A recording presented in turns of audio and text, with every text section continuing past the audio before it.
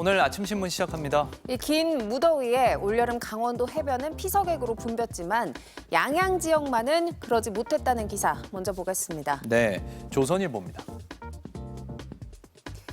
강원도 양양 해변은 서핑 명소로 이름을 알리기 시작해 젊은이들이 많이 찾는 곳으로 꼽혀왔는데요. 올 여름 사정은 딴판이었습니다. 7월부터 8월 중순까지 강원도 해수욕장을 찾은 피서객은 지난해 같은 기간보다 15% 가까이 늘었는데요. 강릉, 고성, 속초는 물론 동해와 삼척 등지와 달리 오직 양양을 찾은 피서객만 지난해보다 줄어든 것으로 나타났습니다. 신문은 양양 해변 일대에서 가족 단위 관광객을 찾기 어렵다며 과도한 유흥 문화를 하나의 원인으로 지적했는데요. 지나친 소음과 노출, 무질서 등도 일반 관광객이 찾길 꺼리는 이유라고 분석했습니다. 다음은 서울경제입니다. 저출산 여파로 아동 도서 발행 부수도 최근 10년 중 가장 낮은 수준까지 떨어졌다는 기사입니다. 지난해 국내 전체 출판사에서 발행된 아동 도서 부수는 전년 대비 19% 가까이 줄었는데요.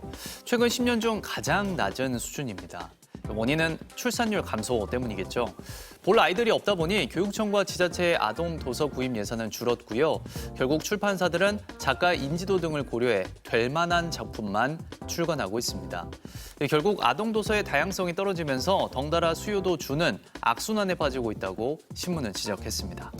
이어서 중앙일보입니다.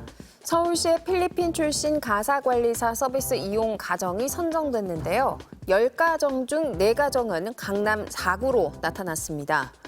서울시에 따르면 157가정 선정에 총 751가정이 신청해 5대1의 경쟁률을 기록했는데요.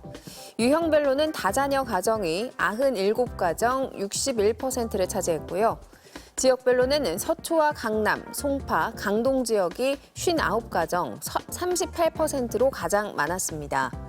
서울시는 필리핀 가사관리사가 영어를 잘하는 것으로 알려지면서 예상보다 신청자가 몰린 것으로 봤고요. 가사관리사 업무 범위가 모호하다는 지적에 계약 내용 외 추가 업무는 제공기관 서비스센터를 통해 결정할 거라고 밝혔습니다. 다음은 국민일보입니다.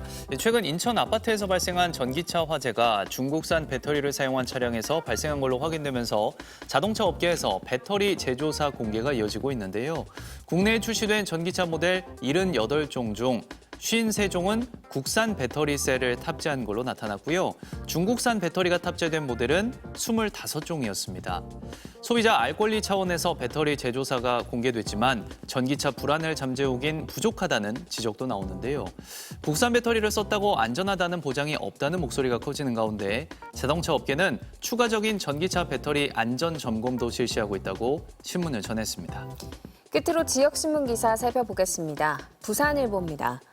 부산에 수도권 법무법인이 낸 사무소가 빠르게 늘고 있는데요. 법무법인 분사무소에는 변호사가 상주해야 하지만 소수 직원만 둔 채 소송 업무는 서울에서 처리하는 방식으로 운영되는 곳이 많다는 지적입니다. 변호사법상 법무법인 분사무소에는 1명 이상의 변호사가 있어야 하는데요. 부산 지역 법조계는 수도권 로펌들이 분사무소만 설치해 형식적으로 운영하며 지역 사건을 모두 빼가고 있다며 결국 지역 법률 서비스 질을 저하시키는 원인이 될 거라고 우려하고 있습니다. 지금까지 오늘 아침 신문이었습니다.